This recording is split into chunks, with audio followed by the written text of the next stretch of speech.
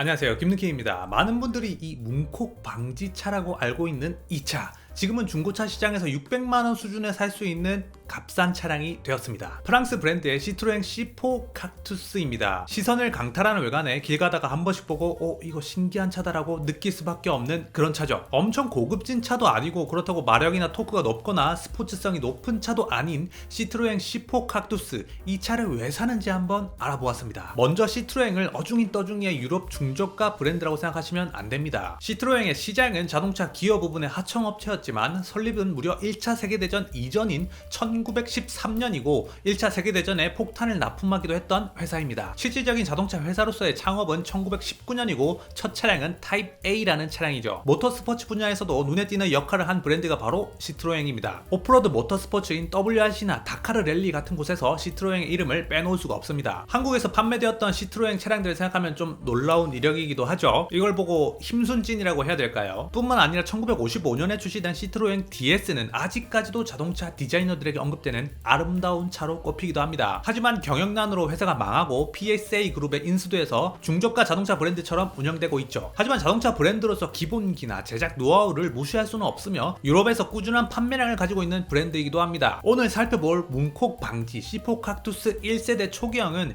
2016년부터 한국에서 판매된 모델입니다. 현재 엔카에서 600에서 800만원 수준이면 웬만한 연식들은 전부 구매가 가능합니다. 2019년형부터는 페이스리프트가 있었는데 정체성이라고도 할 수 있는 문콕 방지 도어 트림을 아래쪽에 내려버렸습니다. 좀 더 대중적인 취향으로 바꾼 모습이지만 오히려 칵투스만의 미친 듯한 시선 강탈 포인트가 없어지니까 요란하지 않으니까 뭔가 아쉬운 느낌이 들 정도입니다. 한국에서 이 차를 타는 이유는 바로 이 요란함과 유니크함일 텐데 그런 부분에서 조금 아쉽습니다. 그래서 그런지 페리 버전은 판매량도 거의 없었죠. 1세대 C4 칵투스의 경우는 크로스오버 SUV 즉 CUV인데 지금 한국에서도 유행하고 있는 차량 형태이기도 합니다. 이 차량의 놀라운 포인트는 바로 경량화에 있습니다. 공차 중량이 1톤 조금 넘는 1240kg의 전륜구동이고 한국에는 4기통 디젤 엔진만 판매가 되었었습니다. 비슷한 크기의 1세대 코나가 1320kg이었기 때문에 80kg 정도가 차이가 나는 것 같습니다. 심지어 100마력이 안되는 99마력 제원을 가진 차량이지만 패드 시프트도 탑재를 하고 있습니다. 재밌죠? 경량한 포인트는 실내 곳곳에 존재하는데 먼저 기어봉이 없습니다. 우리는 익숙하긴 하지만 버튼식 기어를 달고 있습니다. 다행인 부분은 현대차처럼 똑같은 버튼을 일렬로 두는 방식은 아니고 나름 직관적인 버튼 구성을 둔 것 같습니다. 또 이 차량은 시트가 매우 특이한데 광고할 때도 소파 같은 시트라고 광고를 했었거든요. 센터 콘솔로 인한 단절 부분이 없이 한열이 통째로 일체형 느낌을 주는 진짜 소파가 박혀있는 직무 시트입니다. 소파의 수준이 90년대 마을버스 수준 같지만 이는 유러피안 감성이기 때문에 문제될 건 없습니다. 당연히 직무 시트가 가죽 시트보다 가볍기 때문에 경량화 포인트가 될 수 있는 부분이기도 하죠. 또 다른 경량화 포인트는 실내의 컵홀더가 단 하나라는 겁니다. 센터 콘솔 부분만 말씀드리는 게 아닙니다. 도어 트림을 모두 합친 컵홀더 개수가 단 하나입니다. 이것도 뭐 경량화의 일종이겠죠. 이 차가 유행을 선도했다고 볼 수 있는 부분이 있는데 바로 글라스 루프식 썬루프를 이때부터 사용했다는 겁니다. 물론 테슬라만큼 광활한 수준은 아닌데 그래도 루프의 철판 사용을 줄여서 역시나 경량화 포인트로 쓸 수 있는 부분이겠죠. 외관에서 루프렉도 상당히 스포티한 순정을 가지고 있습니다. 신차값이 2천만원대 중반이었던 차량임에도 은근히 실속 옵션들이 있었던 것 같습니다. 에어백도 상당히 특이한 위치에 들어가 있는데 일반적인 조수석 에어백은 대시보드 쪽에 있는데 이것을 차량 천장에 달아두었습니다. 그래서 조수석 대시보드 윗부분을 수납함으로 쓸 수 있는 역시나 상당히 특이한 모습을 볼 수 있습니다. 이 차량의 와이퍼도 특이한데 워셔액이 아래에서 분사되는 구조가 아닌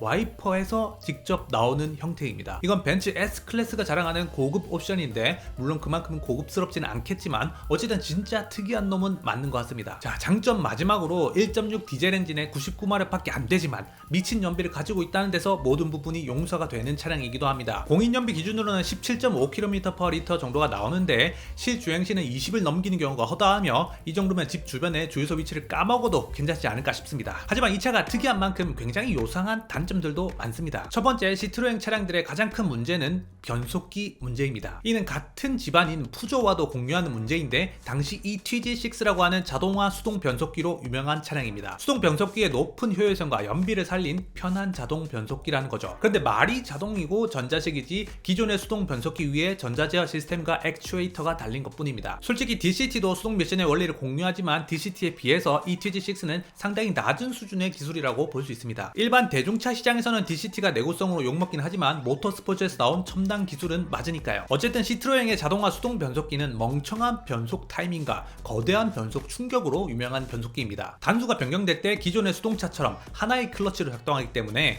뗐다가 붙이는 과정이 있고 이 과정에서 동력이 끊긴 느낌을 받을 수가 있다는 겁니다. 수동 변속기가 내가 움직여서 클러치를 밟으니까 언제 꿀렁일 것이라는 것을 예견할 수가 있는데 자동화 수동 변속기는 시스템이 알아서 변속하기 때문에 운전자 입장에서는 정신이 나가는 포인트가 될 수가 있다는 겁니다. DCT는 두 개의 클러치로 하나를 붙이면 하나가 떨어지고 노는 놈은 다음 단계를 준비하면서 매우 기민하게 탁탁탁탁 변속을 할 수 있는 반면에 자동화 수동 변속기는 하나의 클러치로 예상치 못한 순간 동력이 끊어지고 변속 충격 또한 때려버린다는 거죠. 그래서 처음 이 차를 운행할 때는 차가 고장난 게 아닌가 싶을 정도의 느낌을 받을 수도 있습니다. 그래도 이 당시 푸조 시트로행 차주분들은 이것 또한 익숙해져서 변속 타이밍에 기가 막히게 가속 페달을 살짝 놓아주는 발 컨트롤로 변속을 조절할 수 있다는 글을 본 적이 있습니다. 대단하신 분들 같습니다. 두 번째로 C4 칵투스는 뒷좌석의 창문이 주먹감자 하나가 간신히 들어갈랑 말랑한 수준으로만 열립니다. 근데 이게 열린다는 개념이 일반 차량과는 좀 다르거든요. 유리가 아래로 내려간 열림이 아니라 단어 그대로 연결된 경첩을 이용해서 차체 바깥으로 밀어서 열 수 있는 방식이라는 겁니다. 굉장히 놀라운 방식이죠. 그런데 실사용할 때는 굉장히 불편할 것 같기도 합니다. 주유구에는 심지어 열쇠가 있는 경우도 있는데 외국 영화를 보면 한 번씩 기름 훔쳐가는 장면이 나오죠. 그런 것 때문인지는 모르겠지만 주유할 때마다 키 꽂고 돌릴 생각을 하니까 이 튜닝이 필수인 부분 같습니다. 마지막으로 이 차량은 패들 시프트도 있고 1톤가량의 경량 차체를 가지고 있지만 놀랍게도 계기판에 RPM 표시는 없습니다. RPM이 없으면 패들 시프트를 기동량이랑 속도 게이지로 어림잡아서 변속을 해야 하는데